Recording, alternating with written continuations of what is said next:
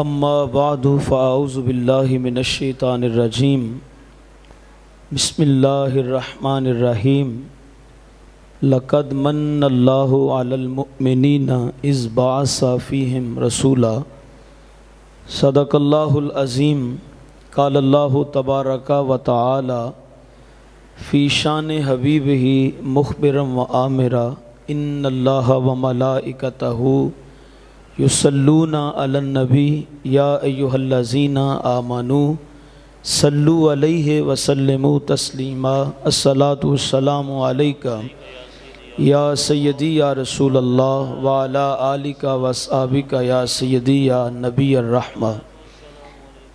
تمام حمد و ثنا، تعریف و توصیف اللہ تعالی جل مجدہ الکریم کی ذات بابرکات کے لیے جو خالق کائنات بھی ہے اور مال کے ششہات بھی۔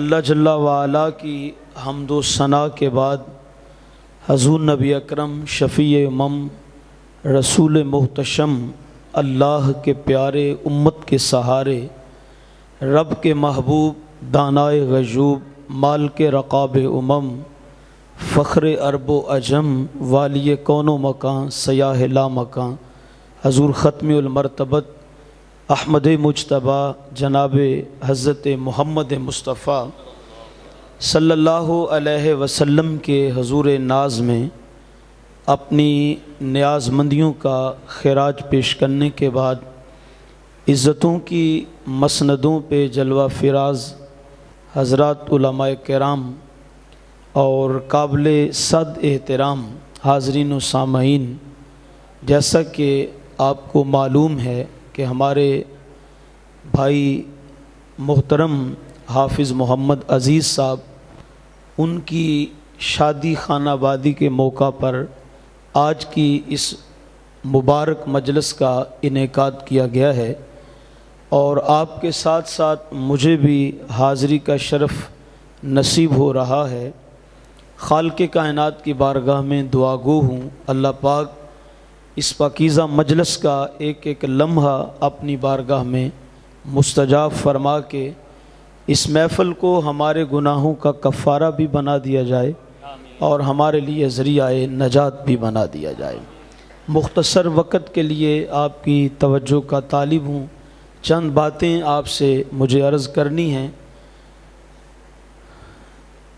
دیکھیے، اللہ تبارک و تعالی نے بے شمار نعمتوں سے ہمیں نوازا ہے، اتنی نعمتیں دی ہیں، فرمایا وَإِن تَعُدُّوا نِعْمَتَ اللَّهِ لَا تُحْصُوهَا۔ اگر تو انسان کی نعمت جو اللہ تعالیٰ نے اس پہ کی ہے تو فرمایا اگر تو ان نعمتوں کو شمار کرنے بیٹھ جائے تو فرمایا زندگی ختم ہو جائے گی، لیکن رب کی دی ہوئی نعمتوں کو تم گنتی میں یا شمار میں لا نہیں سکتے ہو۔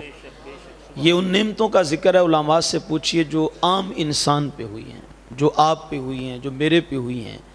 تو کہا وَإِن تَعُدُّوا نِعْمَتَ اللَّهِ، جو اللہ نے نعمتیں تمہیں دی ہیں اگر تم ان کو گننے میں لانا چاہو، شمار میں لانا چاہو تو فرمایا لا تحصوها، ان کو شمار میں لا ہی نہیں سکتے ہو۔ توجہ کا طالب ہوں یار، جو اللہ تعالیٰ نے آپ پہ کرم نوازیاں کی ہیں،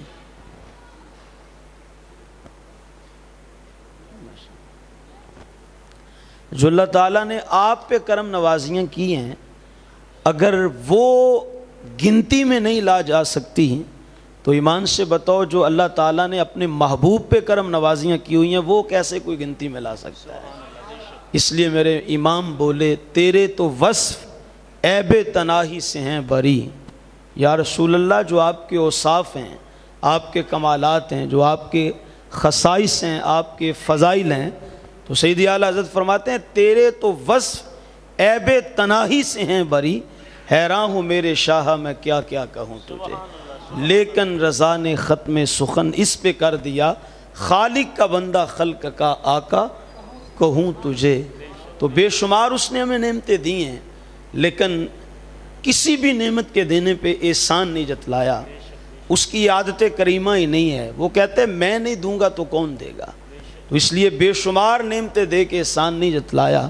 اچھا، نہ خود دینے کے بعد احسان جتلاتا ہے، اور نہ ہمیں دینے کے بعد احسان جتلانے دیتا ہے۔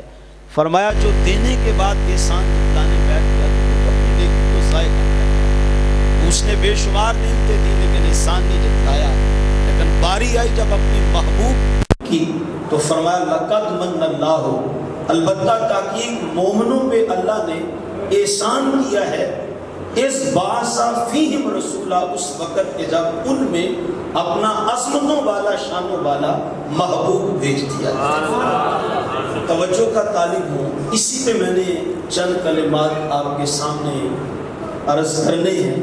تو یا اللہ تو نے بے شمار نعمتیں دی ہیں اور تو نے احسان نہیں جتلایا، اور اپنا محبوب دے کے احسان تو جتلایا، تو آواز آتی ہے کہ اگر یہ نعمت دے کر بھی احسان نہ جتلاتا تو پھر باقی نعمتوں میں اس نعمت میں فرق کوئی کیسے کرتا؟ اس لیے ساری کائنات دے کے احسان نہیں جتلایا، پر محبوب دے کے احسان جتلا کر اصل میں یہ بتایا ہے کہ ساری کائنات دے کے تمہیں کچھ نہ دے سکا، لیکن ایک محبوب دے کے سمجھو ساری کائنات عطا کر۔ لوگ تو پھر بھی ہمیں کہتے ہیں کہ تمہیں کیا ہو گیا، کیوں خوشیاں مناتے ہو؟ غمی کا موقع ہو تو ہم حضور کے ذکر کی محفل سجاتے ہیں، اگر خوشی کا موقع ہو تو پھر بھی یار کے ذکر کی محفل سجا کے بیٹھتے ہیں۔ لوگ کہتے ہیں ہوا کیا ہے تمہیں، غمی ہو پھر بھی محفل ملا، اگر خوشی ہو شادی کی رات ہو تو اس وقت بھی کیا کرتے ہو، محفل میلاد کرتے ہو۔ تو میں کہتا ہوں کہ تمہیں پتہ ہی نہیں اللہ تعالیٰ نے اپنا محبوب دے کے ہمارے پہ کتنی بڑی کرم نوازی کرے۔ فضل رب العلا اور کیا چاہیے، مل گئے مصطفیٰ اور دامن مصطفیٰ جس کے ہاتھوں میں ہو اس کو روز جزا۔ اور میں ایک سادی سی مثال دیا کرتا ہوں، یار آج باپ کی وراثت تقسیم تو جس بیٹے کے حصے میں کارنر والا مکان آ جائے تو وہ برادری میں اور خاندان پورے میں ناز کرتا ہے یا نہیں کرتا؟ پورے خاندان کو بتاتا پھرتا ہے میاں میں بڑے بختوں والا ہوں، بڑے نصیبوں والا ہوں، کیا تیرے نصیب ہیں، کیا تیرے بخت ہیں؟ وہ کہتے ہیں جناب فلاں کارنر والا جو مکان ہے، فلاں کارنر والی دکان ہے وہ میرے حصے میں آ گئی ہے۔ تو میں کہتا ہوں جس کے حصے میں کارنر والا مکان آ جائے وہ تو خوشیاں منائے، جس کے حصے میں آمینہ کا نام ہے وہ کچھ بھی نہ کرے، چپ کر کے بیٹھا رہے۔ صاحب ہم تو گلیاں سجائیں گے، بازاروں کو سجائیں گے، چراغاں کریں گے، جھنڈیاں لگائیں گے، خوشیاں منائیں گے اور زمانے کو بتائیں گے اللہ تبارک و تعالیٰ نے جو اپنا حبیب تھا وہ اس گنہگار امت کو عطا فرمایا۔ حضور کا ایک فرمان سنیے گا، حضور نے فرمایا انا آخر الانبیاء وانتم آخر الامم، فرمایا میں نبیوں میں سب سے آخری اور تم امتوں میں سب سے آخری امت ہو۔ آپ کی توجہ کا طالب ہوں تو کہا میں نبیوں میں سب سے آخر ہوں، تم امتوں میں سب سے آخر ہو، میرے بعد نبی کوئی نہیں ہے، تمہارے بعد امت کوئی نہیں ہے۔ اقبال نے کہا تھا پس خدا بر ما شریعت ختم کرد، بر رسول ما رسالت ختم کرد، اللہ نے ہمارے پہ شریعت کا دروازہ بند کر دیا ہے اور ہمارے آقا نعمت صلی اللہ علیہ وسلم پہ اللہ تعالیٰ نے نبوت و رسالت کا دروازہ بند کر دیا ہے۔ تو حضور نے فرمایا میں نبیوں میں سب سے آخر ہوں اور تم امتوں میں سب سے آخر ہو، یعنی اس حدیث کا مفہوم یہ بنتا ہے، حضور نے فرمایا اللہ نبیوں کو بھیجتا رہا اور امتوں کو بھیجتا رہا اور پھر ان کی تقسیم ہوتی رہی، کوئی نبی کسی امت کو عطا کیا گیا اور کوئی امت کوئی قوم کسی نبی کو دے دی گئی۔ حضور نے فرمایا نبی بھی آتے رہے، امتیں بھی آتی رہی، ان کی تقسیم ہوتی رہی۔ فرمایا نبیوں کے آخر میں میں رہ گیا، امتوں کے آخر میں تم رہ گئے۔ فرمایا اپنے بختوں پہ ناز کیا کرو، میں تمہارے حصے میں آ گیا ہوں، تم میرے حصے میں آ گئے۔ تو یار جس کے حصے میں سرکار آ جائیں اور اللہ جس کو اپنا حبیب عطا کر دے، بتائیے پھر وہ خوشیاں نہ منائے تو کیا کرے۔ فضل رب العلا اور مل گئے مصطفیٰ۔ اور معترض یہ بھی اعتراض کرتا ہے، وہ کہتا ہے جی اس دن اگر ولادت ہے تو پھر آپ کا وصال بھی تو اسی دن ہے، تو اگر حضور کے ولادت پہ جشن مناتے ہو، حضور کے آنے کی خوشیاں مناتے ہو، تو معترض کہتا ہے پھر جانے کا غم بھی تو منایا کرو۔ حضور کا وصال بھی اسی دن ہوا ہے، تو آنے کی خوشی مناتے ہو اور جانے کا غم کیوں نہیں مناتے؟ اللہ غریق رحمت فرمائے، ہمارے ایک بہت بڑے عالم دین تھے، تو ان کا آج بھی مجھے جملہ یاد ہے، وہ فرمایا کرتے تھے ایک کام ہم کرتے ہیں دوسرا کام تم کرو، ایک کام ہم کرتے ہیں، آنے کی خوشیاں ہم مناتے ہیں اور جانے کا غم تم منا لیا کرو۔ تو وہ کہتے ہیں کہ جب آنے پہ خوشیاں مناتے ہو تو اسی دن وصال بھی ہے، تو جانے کا غم کیوں نہیں مناتے؟ تو میں سادے لفظوں میں کہا کرتا ہوں، میاں حضور کے جانے والا معاملہ ہمیں پسند ہی نہیں ہے، حضور کے جانے کا ذکر ہمیں اچھا ہی نہیں لگتا ہے۔ اللہ اکبر، دیکھیے ہم نے حضور کا صرف کلمہ نہیں پڑھا، حضور کو صرف نبی نہیں مانا، حضور کو صرف رسول نہیں مانا، ہم نے سرکار کا کلمہ بھی پڑھا ہے، حضور کو نبی بھی مانا ہے، حضور کو رسول بھی مانا ہے، اور سب سے بڑھ کر آمینہ کے لال کو ہم نے محبوب مانا ہوا ہے۔ حضور سے ہم پیار کرتے ہیں، ہم نے حضور کو محبوب مانا ہوا ہے۔ تو یہ محبت کی ریت ہے، جو محب ہوتا ہے اس کو محبوب کا آنا تو اچھا لگتا ہے، پر محبوب کا جانا اچھا لگتا نہیں ہے۔ دلائل علماء کے پاس بے شمار ہیں، لیکن میں تو ایک محبت کے اندر آپ کو جواب دے رہا ہوں۔ ایک دنیا داری کا شعر ہے، بطور تمثیل آپ سماعت کر لیں۔ وہ کسی عاشق نے کہا تھا، اے ابر کرم تھم تھم کے برس، اے ابر کرم تھم تھم کے برس، اتنا نہ برس کہ وہ آ نہ سکیں، جب آ جائیں تو پھر چھم چھم کے برس، اتنا برس کہ وہ جا نہ سکیں۔ تو صاحب وہ عاشق تھا نا، وہ پیار کرنے والا تھا، محبت کرنے والا تھا، اس لیے اس نے کہا کہ مجھے محبوب کا آنا اچھا لگتا ہے، جانا اچھا نہیں لگتا۔ تمہاری مجبوری یہ ہے کہ تم نے اس محبوب سے پیار کیا ہی نہیں ہے، تم نے فقط کلمہ پڑھا ہے، اس لیے تمہیں جانے پہ غم پہنچتا ہے۔ ہم سرکار سے پیار کرنے والے ہیں، حضور کے جانے کا ذکر اچھا نہیں لگتا، مصطفیٰ کریم کے آنے کا اچھا لگتا ہے۔ اگر میں آپ کو پچھلے انبیاء کی کہانیاں سناؤں تو بس اشارہ کر دیتا ہوں، حضرت آدم علیہ السلام نے حضور کے جانے کے تذکرے کیے ہیں یا آنے کے تذکرے کیے؟ ہر نبی نے حضور کے، شاید یہی حکمت تھی، اللہ تعالیٰ بھی چاہتا تھا کہ میرے یار کے آنے کا تذکرے سارے کریں، اس لیے محبوب کو سب سے آخر میں رکھا۔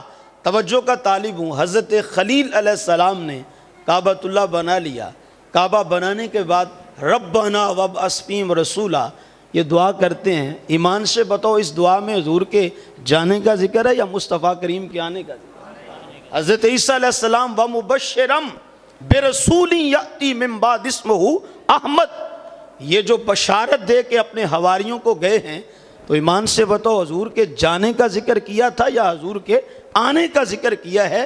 تو نبیوں کی سنت بھی یہی ہے، صحابہ کی سنت بھی یہ ہے، اس امت کے 14 صدیوں کے ولیوں کا طریق یہ ہے کہ انہوں نے مصطفیٰ کریم کے آنے کا تذکرہ کیا ہے۔ اس لیے ہم سنی حضور سے پیار کرتے ہیں، سرکار کے جانے کا ذکر اچھا نہیں لگتا، مصطفیٰ کے آنے کا ذکر اچھا لگتا ہے۔ تو فرمایا لقد من اللہ علی المؤمنین، البتہ تحقیق مومنوں پہ اللہ نے احسان کیا ہے کہ انہیں اپنا عظمتوں والا محبوب عطا کر دیا ہے۔ اور یار اپنا محبوب تو کوئی کسی کو دیکھنے بھی نہیں دیتا، یہ اس کی کتنی بڑی کرم نوازی ہے، کتنی بڑی عطا ہے۔ وہ کہتا ہے حبیب میرا تھا، محبوب میرا تھا، لیکن عطا تمہیں کر دیا ہے۔ اعظم نے کہا تھا ہم اپنا معیار زمانے سے جدا رکھتے ہیں، ہم تو محبوب بھی محبوب خدا رکھتے ہیں۔ توجہ کا طالب ہوں، تو عرض کر رہا تھا بے شمار نعمتیں دی ہیں لیکن احسان نہیں جتلایا، پر جب اپنا محبوب دیا تو پھر احسان جتلایا۔ کہا اپنا حبیب دے کے ایمان والو تمہارے اوپر احسان کر دیا ہے۔ یہ ہاتھ اللہ کی نعمت ہیں یا نہیں ہے؟ بولیے، جس کے نہیں ہے اس سے پوچھ لینا۔ پاؤں اللہ کی نعمت ہیں یا نہیں ہے؟ کتنی بڑی نعمت ہیں یہ، جس کے نہیں ہے اس سے پوچھنا۔ ہاتھ بھی نعمت، پاؤں بھی نعمت۔ علماء تشریف فرمائے ہیں، ان سے پوچھئے قرآن مجید کی کسی آیا میں اللہ تبارک و تعالیٰ نے فرمایا وہ ہاتھ بھی نعمت، پاؤں بھی نعمت، لیکن یہ نعمتیں دے کے اے میرے بندے میں نے تیرے اوپر احسان کیا ہے، یہ نعمتیں ہیں، عطا کی ہیں، اس کی نہ شکری نہیں ہے، لیکن بات احسان کی ہو رہی ہے۔ یہ نعمتیں دے کے احسان نہیں جتلایا، پر اپنا محبوب دے کے فرمایا میں نے محبوب دے کے ایمان والو تمہارے اوتے احسان کر دیتا ہے۔ توجہ کا طالب ہوں، ہاتھ بھی نعمت پاؤں بھی نعمت، لیکن یہ نعمتیں دے کے احسان نہیں جتلایا اور محبوب دے کے احسان جتلایا۔ ایک حکمت آپ کے سامنے عرض کرنے لگا ہوں، شاید یہ وجہ ہو کہ ہاتھ اور پاؤں دنیا میں تو نعمت ہیں، لیکن ہو سکتا ہے قیامت کے دن یہ زحمت بن جائے۔ قرآن پڑھیے گا، سورہ یاسین ہے، اللہ فرماتا ہے الیوم نختم علی افواہہم، جب قیامت کا دن آئے گا تو تمہارے منہ سی دیے جائیں گے اور منہ پہ مور لگ جائے گی، پھر کیا ہوگا؟ وَتُكَلِّمُنَا أَيْدِيهِمْ، اللہ فرماتا ہے تمہارے ہاتھ ہمارے سے کلام کریں گے، وَتَشْهَدُ أَرْجُلُهُمْ، اور تمہارے پاؤں گواہیاں دیں گے، بِمَا كَانُوا يَكْسِبُونَ، ہر اس عمل کی، اس گناہ کی جو تم نے پاؤں کے ساتھ چل کے کیا ہوگا۔ توجہ کا طالب ہوں، یہاں ہر عمل ہے، نیکی بھی ہے، برائی بھی ہے، لیکن توجہ کا طالب ہوں، ہو سکتا ہے قیامت کے دن ہمارے ہاتھ، ہمارے پاؤں ہمارے گناہ ظاہر کریں اور ہمارے خلاف گواہیاں دیں۔ آواز آتی ہے میں وہ نعمت دے کے احسان نہیں کر رہا جس نے قیامت کے دن تیرے عیبوں کو ظاہر کرنا ہے۔ فرمایا میں تو وہ محبوب دے کے احسان کر رہا ہوں جس نے قیامت کے دن تیرے عیبوں پہ پردے ڈال دینے ہیں۔ اللہ اکبر، یا رسول اللہ، یا مرحبا۔ میرے امام نے کہا تھا پیش حق مژدہ شفاعت کا سناتے جائیں گے، خود روتے جائیں گے، ہم کو ہنساتے جائیں گے۔ وسعتیں دی ہیں خدا نے دامن محبوب کو، جرم کھلتے جائیں گے اور وہ چھپاتے جائیں گے۔ حضرت ام المومنین عائشہ صدیقہ رضی اللہ تعالی عنہا سے حدیث مروی ہے، بیان کرتے ہیں حضور نے ایک دن فرمایا عائشہ یہ جو کچے بچے ہیں، نابالغ بچے ہیں اور بلوغ سے قبل فوت ہو جاتے ہیں، تو حضور نے فرمایا عائشہ قیامت کے دن اللہ تعالیٰ ان سے فرمائے گا جاؤ سیدھے جنت میں داخل ہو جاؤ، تمہارا کوئی حساب کتاب نہیں ہے، ابھی تمہارا دامن عصمت کے پھولوں سے سجا ہوا تھا اور میں نے اپنے پاس بلا لیا، ابھی تو تمہارا وہ کھاتا شروع ہی نہیں ہوا تھا اور میں نے اپنے پاس بلا لیا، تو جاؤ تم بغیر حساب کے، تمہارا کوئی حساب نہیں ہے، وہ سامنے جنت ہے، جنت میں داخل ہو جاؤ۔ تو حضور نے فرمایا عائشہ پھر یہ بچے اللہ کی بارگاہ میں عرض کریں گے مالک ہم تو جنت میں نہیں جائیں گے، تو اللہ فرمائے گا کیوں نہیں جاؤ گے؟ تو یہ عرض کریں گے مالک جب تک ہمارا باپ ہماری ماں ہمارے ساتھ جنت میں نہیں جائیں گے تو ہم جنت میں نہیں جائیں گے۔ تو سرکار نے فرمایا عائشہ پھر ان کی سفارش اور شفاعت کی صدقے سے اللہ ان کے ماں باپ کو بھی ان کے ساتھ جنت میں داخل فرما لے گا۔ جب یہ حدیث پاک حضور نے بیان فرمائی تو ام المؤمنین عائشہ صدیقہ رضی اللہ تعالی عنہا کی آنکھیں نمناک ہو گئی، رو پڑی۔ حضور نے فرمایا عائشہ کیوں روتی ہو؟ یا رسول اللہ آپ نے فرمایا کہ جس کے بچے بچپن میں فوت ہو گئے تو وہ قیامت کے دن اپنے ماں باپ کو بخشوا کے جنت میں لے جائیں گے، تو حضور جس کا بچہ ہو ہی کوئی نہ، آپ جانتے ہیں کہ آپ کے بطن عطر سے کوئی اولاد نہیں ہے، تو عرض کی یا رسول اللہ جس کا بچہ ہو ہی کوئی نہ، تو سرکار نے فرمایا عائشہ رو نہ، جس کا قیامت کے دن کوئی نہ ہوا پھر میں مصطفیٰ تو ہوگا نا۔ تو میرے امام نے کہا پیش حق مژدہ شفاعت کا سناتے جائیں گے، خود روتے جائیں گے، ہم کو ہنساتے جائیں گے۔ وسعتیں دی ہیں خدا نے دامن محبوب کو، جرم کھلتے جائیں گے اور وہ چھپاتے جائیں گے۔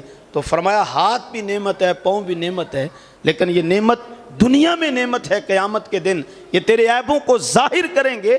فرمایا میں وہ محبوب دے کے احسان جتلا رہا ہوں اور احسان کیا ہے جس نے قیامت کے دن تیرے عیبوں پہ پردے ڈال دینے ہیں۔ ایک بات اور سن لیں اس کے بعد پھر آپ سے اجازت۔ دیکھو باپ نعمت ہے یا نہیں ہے؟ بولو نا یار، یہ تو ایسی نعمت ہے اس پہ تو سب کو بولنا چاہیے، اس کا تو کائنات میں کوئی بدل ہی نہیں ہے۔ ماں نعمت ہے یا نہیں ہے؟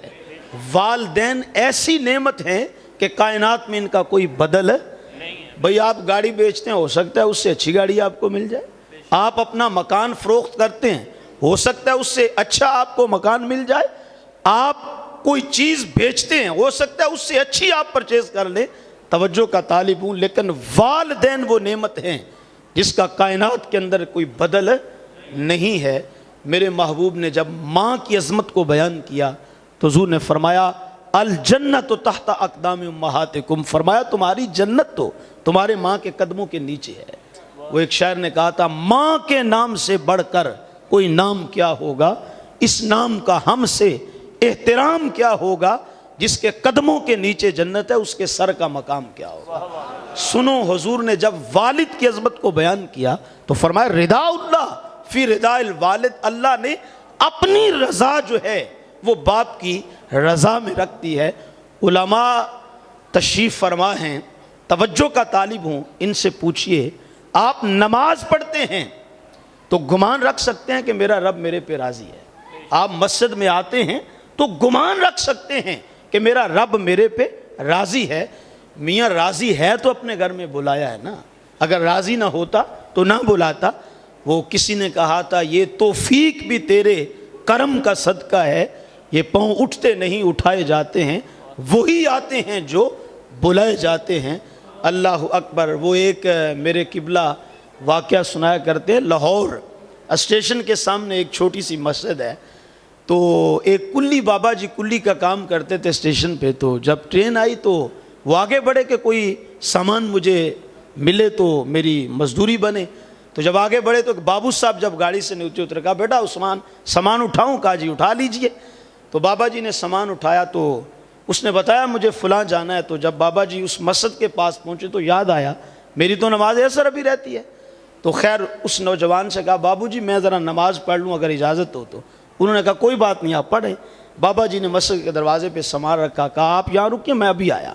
بابا جی مسجد میں گئے تو نماز پڑھنا شروع کی تو بھول کے کوئی باہر میرا انتظار بھی کر رہا ہے۔ تو جب نماز سے فارغ ہوئے تو پھر وہ تسبیح لے کے بیٹھ گئے، اوراد و وظائف کا کچھ معمول تھا ان کا۔ تو وہ بابو صاحب کبھی جوتیوں والی جگہ پہ آ کے کبھی یوں کر کے دروازے کے اندر دیکھ کے کہ بابا کیا کر رہا ہے، کبھی دیکھا تو بابا جی حالتے قیام میں ہیں، کبھی دیکھا تو رکوع میں ہیں، کبھی دیکھا حالتے تشہد میں ہیں۔ جب نماز سے مکمل ہوئے تو چونکہ وہ منتظر تھے کہ بابا جی جلدی ہے مجھے میری منزل تک سامان کے ساتھ پہنچائیں، تو اب بابا جی کی نماز اب مکمل ہوئی تو وہ تسبیح لے کے بیٹھ گئے، اوراد و وظائف کا معمول تھا۔ تو جب تسبیح لے کے بیٹھے تو یہ نوجوان اب جوتیوں والی جگہ پہ آیا اور آ کے کہنے لگا بابا آ بھی جا، تینوں کیڑی شے باہر نہیں آن دیندی؟ بابے نے ہنس کے کیا پتر جڑی شے تینوں اندر نہیں آن دیندی۔ تو میاں یہ اپنا اپنا نصیب ہے، اپنا اپنا مقدر ہے۔ تو یہ ٹھیک ہے آپ مسجد میں آتے ہیں نماز پڑھتے ہیں، لیکن گمان ہے کہ میرا رب میرے پہ کیا ہے، راضی ہے۔ آپ بیت اللہ کا حج کر کے پلٹے ہیں، یقیناً نہیں کہہ سکتے اللہ راضی ہے۔ اگر ہر حاجی پہ اللہ راضی ہے تو پھر ایمان سے بتاؤ حاجی صاحب جب واپس پلٹ کر آتے ہیں تو پھر زندگی میں تبدیلی کیوں نہیں آتی ہے؟ تو توجہ کا طالب ہوں، بیت اللہ کا حج کر کے بھی آپ گمان رکھ سکتے ہیں کہ میرا رب میرے پہ کیا ہے، راضی ہے۔ غرض کوئی بھی نیک عمل آپ کرتے ہیں تو آپ گمان رکھ سکتے ہیں میرا رب میرے پہ کیا ہے، راضی ہے۔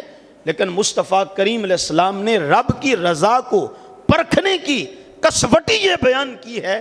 حضور نے فرمایا رضا اللہ فی رضا الوالد، فرمایا سنو اگر کوئی یہ دیکھنا چاہے کہ میرا رب میرے پہ راضی ہے یا ناراض ہے، فرمایا وہ گھر کے آنگن میں اپنے باپ کو دیکھ لے، جس کے ویڑے میں باپ راضی ہو جاتا ہے عرشوں پہ اس کا رب رحمان راضی ہو جاتا ہے۔ تو والد کتنی بڑی نعمت ہے، والدہ کتنی بڑی نعمت ہے۔ ایمان سے بتاؤ یارو، جس کے چہروں کی ایک لمحے کی زیارت حج مقبول کا ثواب دے، وہ ماں باپ کتنے مہنگے ہوں گے، وہ ماں باپ کتنے عظیم ہیں، ان کا کوئی کائنات میں بدل کیوں کر ہو سکتا ہے؟ تو اللہ تبارک و تعالیٰ نے والدین جیسی عظیم نعمت عطا کر کے بھی قرآن میں کسی جگہ کسی آیا پہ یہ نہیں فرمایا کہ میں نے اتنی بڑی نعمت تمہیں عطا کی ہے والدین کی صورت میں، لہٰذا میں نے تمہارے اوپر احسان کیا ہے۔ اللہ اکبر۔ یہ نہیں کہا اولاد نعمت ہے یا نہیں ہے؟ بولو۔ یہ ابھی ہمارے بھائی حافظ محمد عزیز صاحب جو شادی کر رہے ہیں تو شادی کا بنیادی مقصد کیا ہے؟ بولیے حصول اولاد ہے. تو بھی اولاد کتنی بڑی نعمت ہے. اگر نہ ہو تو بڑی بڑی گاڑیوں میں بھی, بڑی بڑی عالی نسب عمارتوں کے اندر بھی سکون میسر نہیں ہوتا ہے. پچھلے دنوں مجھے ایک عورت کا فون آیا تو رو کے کہنے لگی علامہ صاحب دعا کرو اللہ مجھے اولاد عطا کر دے. تو رو رہی تھی ساتھ. میں نے کہا ٹھیک ہے بہن میں دعا کر دیتا ہوں. تو وہ پھر بھی روئے جا رہی تھی. تو رو کے کہنے لگی میں اے نہیں آندی اللہ مینوں پتر ہی دے دے, میں تو نہیں اللہ مینوں تھی دے دے. تو پھر بھی وہ روئے جا رہی تھی. تو میں نے کہا اچھا بہن آپ چپ کر جائیں, اس کے خزانوں میں کسی چیز کی بھی کمی نہیں ہے. تو میں بھی دعا کر دیتا ہوں, ابھی بھی کرتا ہوں, بعد میں بھی کروں گا. تو آپ امید رکھیں, بلکہ یقین رکھیں انشاءاللہ اللہ ضرور دے گا. تو بہرحال وہ روئے جا رہی تھی. تو میں نے جب کہا نا کہ آپ چپ کیوں نہیں کرتی, تو اس کی ہچکی بند کی, وہ اور زیادہ رونے لگی. تو مجھے بڑا عجیب لگا. میں نے کہا آپ کو میں نے بولا بھی ہے میں دعا کر دیتا ہوں, لیکن آپ پھر روئے جا رہی ہو. اللہ اکبر. تو اس کا جو جواب تھا یقین جانے آج بھی جب خیال آتا ہے تو رونگٹے کھڑے ہو جاتے ہیں. تو وہ کہنے لگی مولانا صاحب آپ کو کیا میں بتاؤں کہ میں کتنی دکھی ہوں. میں کیا بہن کیا ہوا ہے بتاؤ تو صحیح. تو وہ کہنے لگی سسرال والوں نے دھمکی دے دی ہے. انہوں نے کہا 2 یا 3 ماہ دیکھیں گے, اگر اولاد نہ ہوئی تو طلاق دے کے تجھے چھوڑ دیا جائے گا. رو کے کہنے لگی باپ بھی فوت ہو چکا ہے اور میرا کوئی بھائی بھی نہیں ہے. تو حضرت آپ بتائیں کہ اگر انہوں نے بھی چھوڑ دیا تو میں کس کے سہارے جیوں گی, اور کون مجھے جو ہے وہ سنبھالے گا, کہاں میں جاؤں گی, میں تو ذلیل ہو جاؤں گی. تو صاحب اولاد الغرض بہت بڑی نعمت ہے. نبیوں نے بھی اللہ کی بارگاہ میں سال اولاد کی دعائیں کی ہیں. حضرت خلیل علیہ السلام 90 سال عمر ہو گئی, بلکہ ایک روایت میں آتا ہے 1 صدی عمر گزر گئی, اللہ کی بارگاہ میں دعا کرتے رب حب لی من الصالحین, رب حب لی من الصالحین. تو نبیوں نے بھی اولاد کی طلب بھی کی ہے, تمنا بھی رکھی ہے اور دعائیں بھی کی ہیں.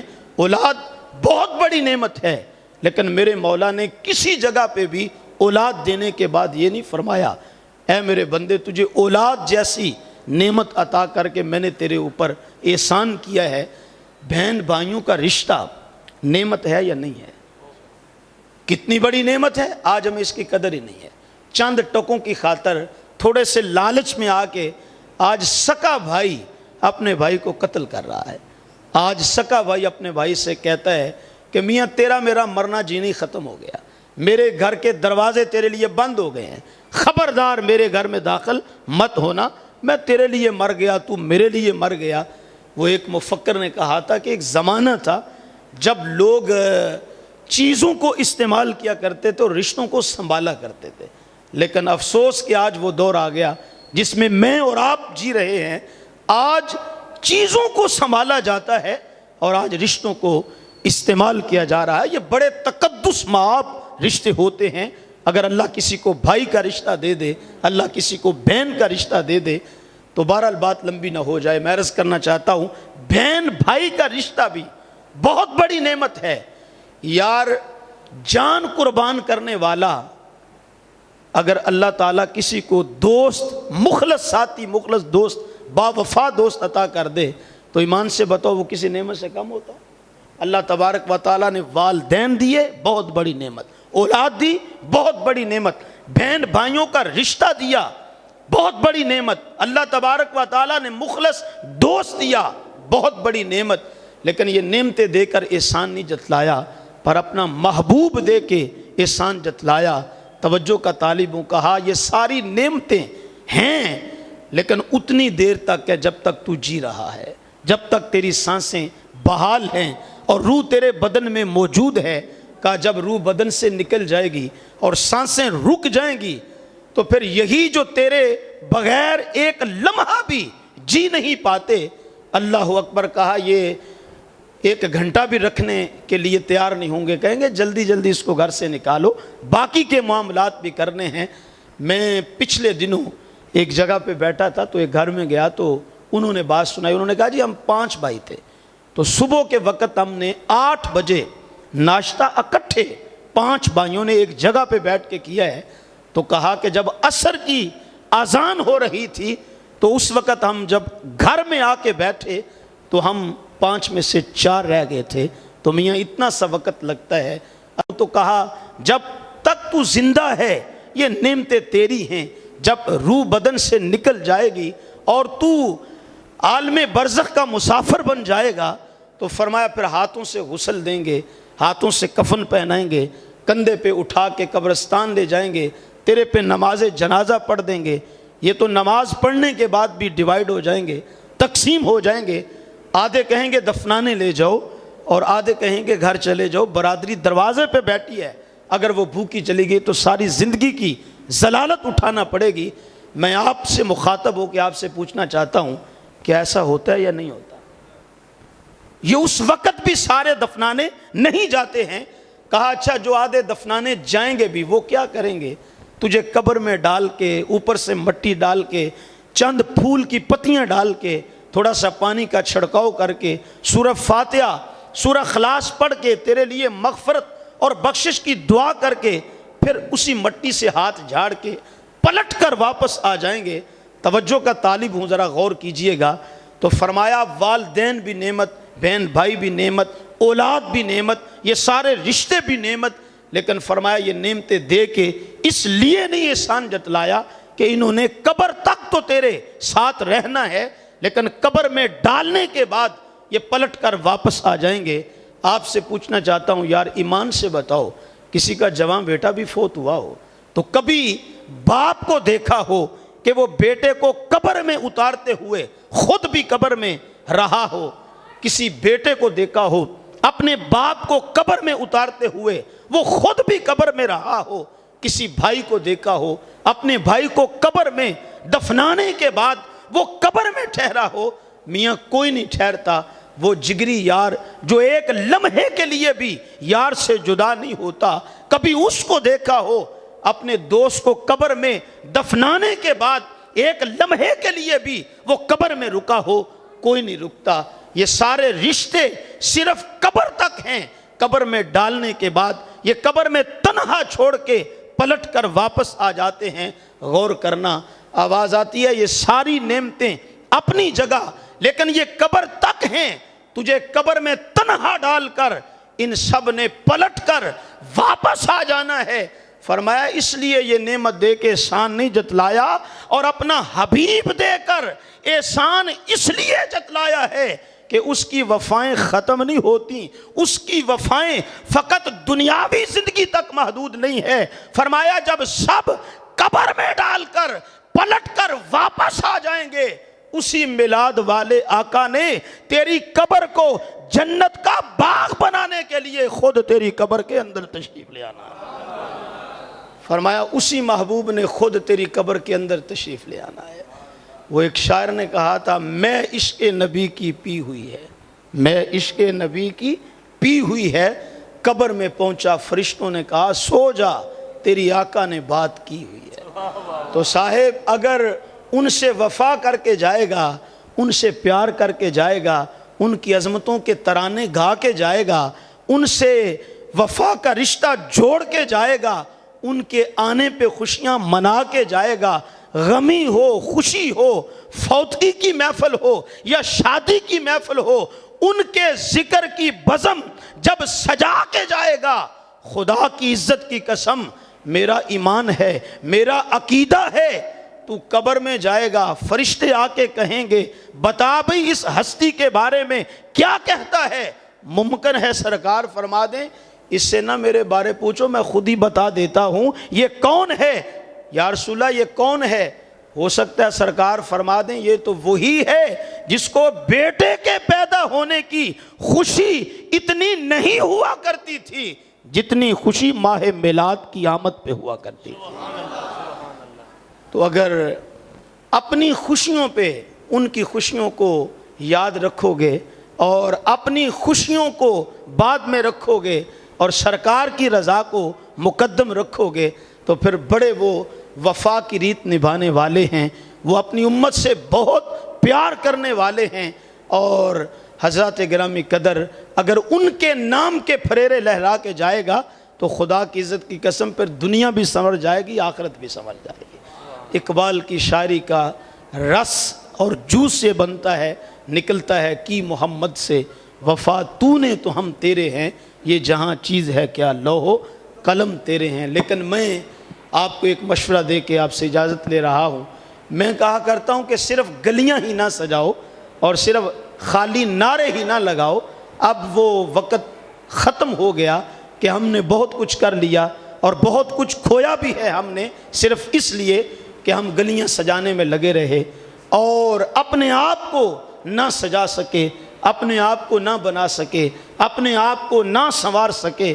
یارو کبھی زندگی میں کسی سال ایسا بھی میلاد منا کے دیکھو تو صحیح کہ جب گلی سجا رہے ہو تو ذرا ایک حضور کی آمد کی جھنڈی اپنے دل کے پرت پہ بھی لگا کے دیکھو۔ گلی سجانے کے بعد ذرا سنت کا رنگ اپنے وجود پہ چڑھا کر اپنے آپ کو سجا کے دیکھو۔ خدا کی قسم پھر عروج آپ کا مقدر بنا دیا جائے گا۔ پھر امت اس زوال سے نکال کر عروج کی طرف چلی جائے گی جب ہم میلاد منانے کے ساتھ ساتھ مصطفیٰ جان رحمت کی سیرت کو بھی اپنا لیں گے۔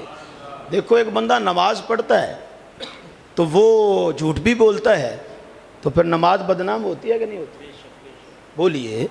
ایک بندہ ہر سال حج بیت اللہ بھی کرتا ہے اور واپس پلٹ کر آتا ہے تو پھر وہ حقوق کی پامالی بھی کرتا ہے، بہن کے حق بھی کھا رہا ہے، بھائی کے حق بھی کھا رہا ہے جی، تو پھر ایمان سے بتاؤ حج بدنام ہوتا ہے یا نہیں ہوتا؟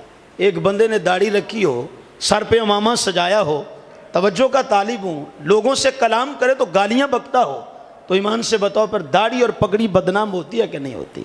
توجہ کا طالب ہوں یار، اگر میلاد مناؤ گے نا اور میلاد والے کی سیرت کو نہیں اپناؤ گے، فقط گلیاں سجاؤ گے اور اپنے آپ کو نہیں نہ سجاؤ گے تو پھر یہ آپ کا میلاد منانا بھی بدنام ہو جائے گا۔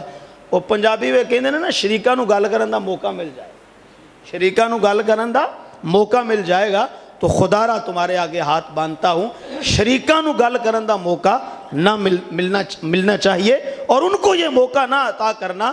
اس لیے میں کہتا ہوں اس سال گلیاں بھی سجائیں، بازار بھی سجائیں، پر اپنے آپ کو بھی سجانے کی کوشش کریں۔ ایسا اپنے آپ کو سجا لیں، ایسا اپنے آپ کو سنوار لیں کہ لوگ دیکھیں آپ کو، مان آپ کے نبی کو رہے ہو۔ میرے حضرت فرمایا کرتے ہیں صاحب اپنا انداز معاشرت، اپنا طرز زندگی، اپنا جینے کا سٹائل، اپنا اٹھنا بیٹھنا، اپنا چلنا پھرنا، اپنی وضاحت شکل و شباہت ایسی بنا لے کہ کسی کو پوچھنے کی نوبت نہ آئے اور تجھے بتانے کی نوبت نہ آئے، کسی کو پوچھنا نہ پڑے کہ تو کون ہوتا ہے، تیرا تعارف نہ پوچھنا پڑے اور تجھے بتانا نہ پڑے کہ میں مسلمان ہوتا ہوں، تو دور سے آ رہا ہو، لوگ دیکھ کر کہیں وہ دیکھو محمد عربی کا غلام آ رہا ہے۔ نور آنکھوں پہ تو چہروں پہ اجالے ہوں گے، مصطفیٰ والوں کے انداز نرالے ہوں گے، اس جہاں میں بھی انہی کے دم سے مقدر چمکا، حشر میں ان کی شفاعت کے حوالے ہوں گے۔ اللہ مجھے آپ سب کو اپنی رحمتوں کرم نوازیوں کے حصار میں رکھے، اور میں اپنے اس بھائی کے لیے آپ کی آمین کے ساتھ دعا کر رہا ہوں۔ اللہ پاک ہمارے اس محترم بھائی حافظ محمد عزیز صاحب کی جو نئی زندگی شروع ہونے والی ہے، اللہ برکتوں سے مالا مال فرمائے اور اللہ پاک صالح نورینہ اولاد بھی دے، ہر قسم کی مصیبت پریشانی سے ان کو محفوظ فرمائے رکھے، اس لیے کہ انہوں نے اپنی زندگی کی جو شروعات کی ہے وہ ذکر مصطفیٰ سے کی ہے، ذکر خدا سے کی ہے، تو اس لیے پھر اس ذکر کی برکتیں انشاءاللہ یقیناً ان کی زندگی میں رہیں گی۔ آپ دعا کرو اللہ تعالیٰ ہر قسم کی آفات و بلیات سے ان کو بچائے رکھے، ہر خوشی ان کا مقدور کر دے۔ وآخر دعوایا ان الحمدللہ۔